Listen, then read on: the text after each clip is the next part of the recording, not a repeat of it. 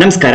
LBA ಅಥವಾ lesson based assessment ಪಾಠ ಆಧಾರಿತ ಮೌಲ್ಯಾಂಕನದ ಅಂಕಗಳನ್ನ ಶಿಕ್ಷಕರು ಈ ಒಂದು ಆನ್ಲೈನ್ ನಲ್ಲಿ ಎಂಟ್ರಿ ಮಾಡಬೇಕಾಗಿರುವಂತದೈತಿ. ಈ ಒಂದು SATS ನ ಈ ಯೂಸರ್ ಐಡಿಯಲ್ಲಿ ಲಾಗಿನ್ ಆಗಿ ಯಾವ ರೀತಿಯಾಗಿ ಶಿಕ್ಷಕರು ಈ ಒಂದು ಘಟಕ ಪರೀಕ್ಷೆಯ ಅಂಕಗಳನ್ನ ನಮೂದಿಸುವುದು ಅನ್ನೋ ಒಂದು ಅಂಶಕ್ಕೆ ಸಂಬಂಧಿಸಿದಂತೆ ಪ್ರಾಕ್ಟಿಕಲ್ ಆಗಿ ನೋಡ್ಕೊಂಡು ಬರೋಣ. ಪೂರ್ತಿಯಾಗಿರುವಂತಹ ವಿಡಿಯೋನ ವೀಕ್ಷಿಸಿ ಹಾಗೂ ನಿಮಗೆ ಈ ವಿಡಿಯೋ ಇಷ್ಟ ಆದಲ್ಲಿ ಲೈಕ್ ಮಾಡಿ. ಇದನ್ನು ನಮೂದಿಸುವುದಕ್ಕಾಗಿ ಗೂಗಲ್ ಕ್ರೋಮ್ ಆಗಿರ್ಲಿ ಅಥವಾ ಇನ್ನಾವುದೇ ಬ್ರೌಸರ್ ನಲ್ಲಿ ಬಂದು ಸರ್ಚ್ ಮಾಡ್ಕೊಳ್ಬೇಕಾಗಿರುವಂತದ್ದು sts.karnataka.gov.in /LBA ಅನ್ನೋದನ್ನ ಸರ್ಚ್ ಮಾಡ್ಕೊಳ್ಬೇಕಾಗಿರುವಂತದ್ದು. ಇದನ್ನ ಕಂಪ್ಯೂಟರ್ ನಲ್ಲಿ ಆಗಿರ್ಲಿ, ಲ್ಯಾಪ್ಟಾಪ್ ನಲ್ಲಿ ಆಗಿರ್ಲಿ ಅಥವಾ ಮೊಬೈಲ್ ನಲ್ಲೂ ಸಹ ಇದನ್ನ ಎಂಟ್ರಿ ಮಾಡ್ಕೊಳ್ಳೋದಕ್ಕಾಗಿ ತೆಗೆದುಕೊಳ್ಬಹುದಾಗಿರುವಂತದ್ದಾಗಿದೆ. ಇಲ್ಲಿ ನಾವು ಸ್ವಲ್ಪ ದೊಡ್ಡದಾಗಿ ಕಾಣಿಸ್ಲಿ ಅಂತ ಹೇಳಿ ಕಂಪ್ಯೂಟರ್ ನಲ್ಲಿ ನೋಡ್ಕೊಂಡು ಬರ್ತಾ ಇರುವಂತದ್ದು. ಮೊಬೈಲ್ ನಲ್ಲೂ ಸಹ ಇದೇ ರೀತಿಯಾಗಿ ಸುಲಭವಾಗಿ ಎಂಟ್ರಿ ಮಾಡ್ಕೊಳ್ಳೋದಕ್ಕೆ ಬಳಸ್ಕೊಳ್ಬಹುದಾಗಿರುವಂತದ್ದಾಗಿದೆ. LBA ಅನ್ನೋದನ್ನ ಇಲ್ಲಿ ಹಾಕೊಂಡು ಸರ್ಚ್ ಮಾಡಿಕೊಂಡಾಗ ಇಲ್ಲಿ ಈ ರೀತಿಯಾಗಿ ಬರುವಂತದ್ದಾಗಿರ್ತದೆ. ಇದನ್ನ ಸರ್ಚ್ ಮಾಡ್ಕೊಂಡಾದ ನಂತರ ಫಸ್ಟ್ ನಲ್ಲಿ ಕಾಣಿಸ್ತಾ ಇರುವಂತದನ್ನ ನಾವು ಇಲ್ಲಿ LBA ಅನ್ನೋ SATS ಲಾಗಿನ್ ನಲ್ಲಿ ಬಳಸ್ಕೊಳ್ತೀವಲ್ಲ ಅದೇ ರೀತಿಯಾಗಿ ಇಲ್ಲಿ ತೆಗೆದುಕೊಳ್ಳುವಂತದ್ದಾಗಿರ್ತದೆ. ಇಲ್ಲಿ ಟೀಚರ್ಸ್ ಅಂತಿದೆ, ಇನ್ನು SATS ಯೂಸರ್ಸ್ ಇದೆ, ಆಫೀಸ್ DDPI ಯೂಸರ್ಸ್ ಅಂತ ಹೇಳಿ ಇರುವಂತದ್ದಾಗಿದೆ.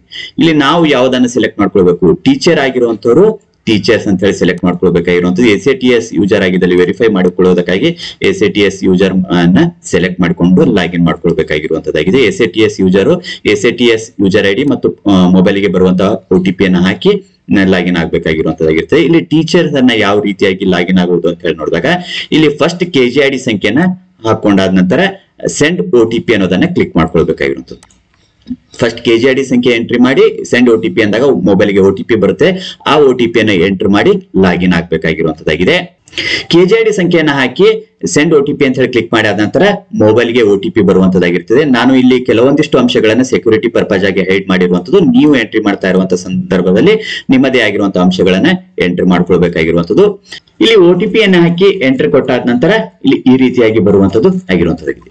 ನಾವು ಎಂಟ್ರಿ ಮಾಡಿಕೊಳ್ಳುವುದಕ್ಕಾಗಿ ಎಲ್ಲಿ ನೋಡ್ಕೊಳ್ಬೇಕಂದಾಗ ಈ ಕಡೆ ಭಾಗದಲ್ಲಿ ಎಡಭಾಗದಲ್ಲಿ ಟೀಚರ್ ಪ್ರೊಫೈಲ್, ಲೆಸನ್ ಪ್ಲಾನ್ ಮತ್ತು ಅಸೆಸ್ಮೆಂಟ್ ಅಂತ ಹೇಳಿ ಇರುವಂತದ್ದಾಗಿದೆ.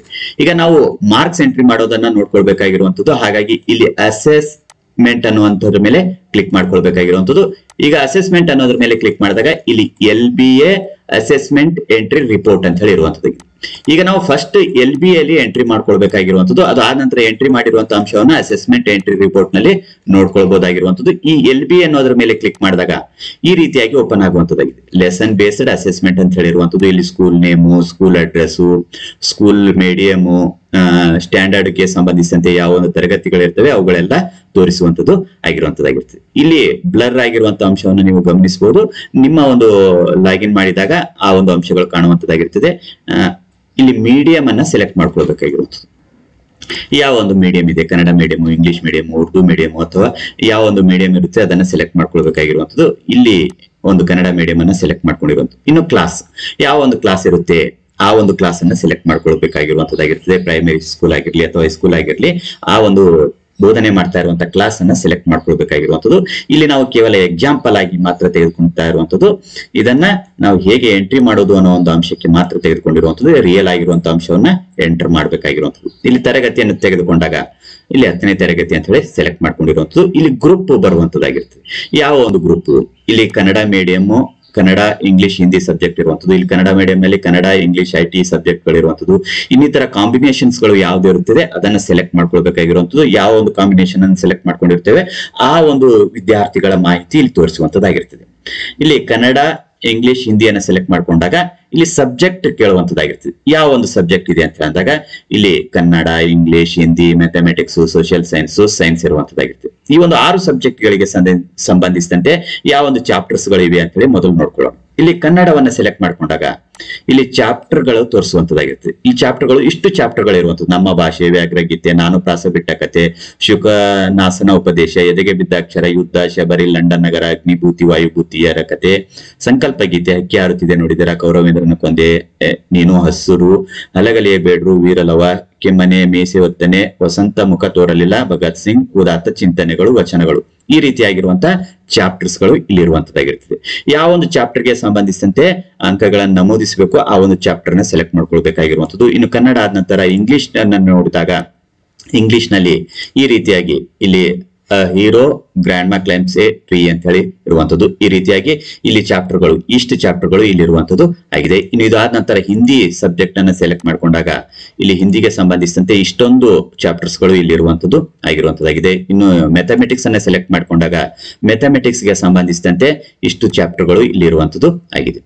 ಇನ್ನು ಸೋಷಿಯಲ್ ಸೈನ್ಸ್ ಅನ್ನ ಸೆಲೆಕ್ಟ್ ಮಾಡ್ಕೊಂಡಾಗ ಸೋಷಿಯಲ್ ಸೈನ್ಸ್ ಗೆ ಸಂಬಂಧಿಸಿದಂತೆ ಇಷ್ಟೊಂದು ಚಾಪ್ಟರ್ಗಳು ಇಲ್ಲಿ ಇರುವಂತದ್ದು ನೀವು ಗಮನಿಸಬಹುದಾಗಿರುವಂತದ್ದಾಗಿದೆ. ಇನ್ನು ಇದಾದ ನಂತರ ಸೈನ್ಸ್ ಅನ್ನ ಸೆಲೆಕ್ಟ್ ಮಾಡ್ಕೊಂಡಾಗ ಸೈನ್ಸ್ ಗೆ ಸಂಬಂಧಿಸಿದಂತೆ ಒಂದಿಷ್ಟು ಇಲ್ಲಿರುವಂತಹ ಚಾಪ್ಟರ್ಸ್ ಗಳು ಇರುವಂತದ್ದಾಗಿದೆ.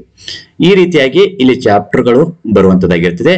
ನಾವು ಎಕ್ಸಾಂಪಲ್ ಆಗಿ ಯಾವುದು ಕನ್ನಡವನ್ನು ತೆಗೆದುಕೊಳ್ಳೋಣ.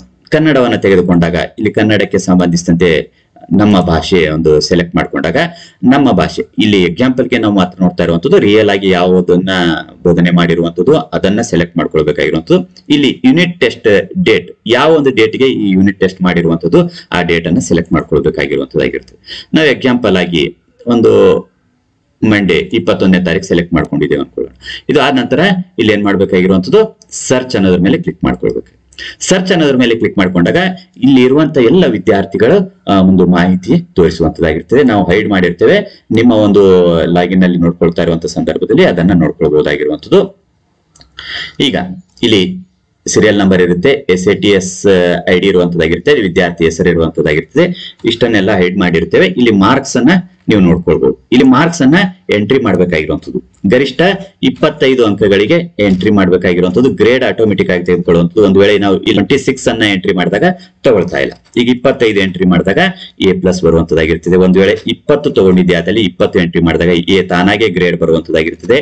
ಇನ್ನು 15 ತಗೊಂಡಿದಾಗ 15 ಎಂಟ್ರಿ ಮಾಡಿದಾಗ B+ ಗ್ರೇಡ್ ಬರುವಂತದ್ದಾಗಿರ್ತದೆ. ಇನ್ನು 10 ಮಾರ್ಕ್ಸ್ ತಗೊಂಡಾಗ 10 ಎಂಟ್ರಿ ಮಾಡಿದರೆ C ಗ್ರೇಡ್ ಬರುವಂತ. ಹೀಗೆ ಎಲ್ಲ ವಿದ್ಯಾರ್ಥಿಗಳ ಎಂಟ್ರಿಯನ್ನ ಮಾಡ್ಕೊಳ್ಬೇಕಾಗಿರುವಂತದ್ದಾಗಿರ್ತದೆ.